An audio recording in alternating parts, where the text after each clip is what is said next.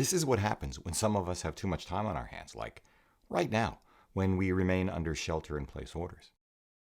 After we finish binge-watching everything binge-watchable, always a matter of taste, I grant you, but if it's any indication, we don't even have cable TV, let alone watch any over-the-air programming. We do have gigabit Ethernet. And we've rewatched every TV show or movie we've ever loved yet again. Really, that thing you do is just a wonderful antidote to our present non-imagined dystopia and an object lesson in craftsmanship on so many levels. A company comes along and asks if we'd like to try their product, and we say, sure. Even if it's a DJI OSMO Action. Now, don't get me wrong, we've bought and really liked a number of DJI products, from the Phantom Pro 4K to the Osmo Mobile and Osmo Pocket. It's just that I have no interest in extreme sports, no capacity any longer for extreme sports, no interest in selfies, and no capacity for selfies. And, oh yeah, even if I did, we're still under shelter-in-place orders where we live, so there's no place to go. Which actually makes it the perfect time to say yes to the OSMO Action, which we did. Because the idea of a camera so small, so sealed against the elements, so simple to use, so robust, so minimally massively capable with things like 4K video up to 60 frames per second in HDR, inspired me to create a self-assignment, a 3-minute story using only the Action. Not for posterity, just for fun. And of course, to see what the Action could do in my hands. As I pondered the basic concept and wrote up the shot list, a number of movies or TV shows we'd recently revisited popped into my head. Hitchcock's Psycho, for one. But I knew with a fixed wide-angle lens I couldn't offer a proper homage to the shower scene, which would have been a good test for the Action's waterproof rating of 11 meters. Yeah, no, it wouldn't. It's just a shower, but you get the idea. American Psycho, Christian Bale, hold that thought. Miami Vice, the original, hold that thought. Star Wars, Outbreak, Lost in Translation, The Terminator. You know what? Take a look. I'll come back after the end. And, oh, by the way, this is not a sponsored video.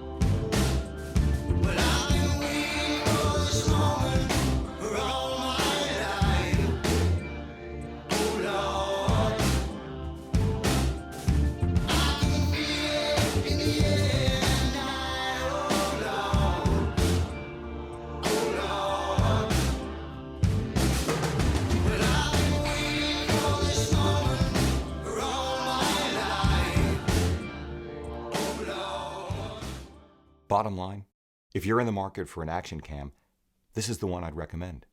It is awesome for what it does, though I think I shot inside the lens's minimum focus distance of about a foot in the bathroom. Oh well.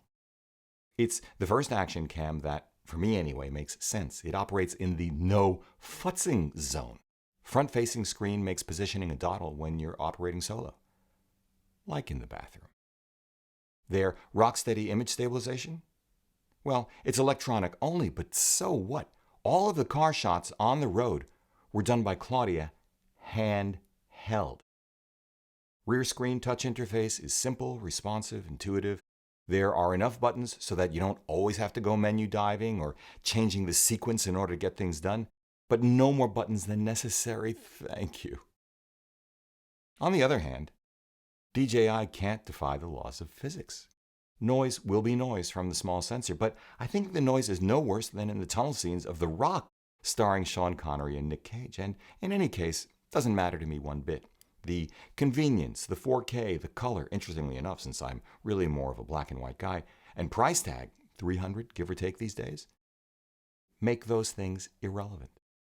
Though DJI can't defy biology either. I found myself preferring the excellent Mimo app on my iPhone 11 Pro for framing shots because that screen dwarfs both screens on the Action.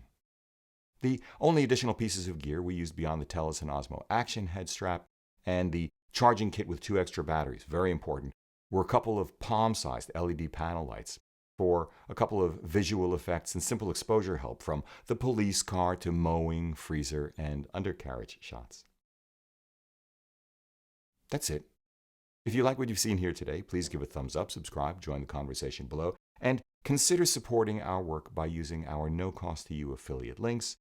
Join us on Patreon, send coffee money via PayPal, or check out our official swag, new No Futz Zone t-shirts and stickers, and our new Streets of New York photography book, links to all in the show notes below. In all cases, we thank you for it.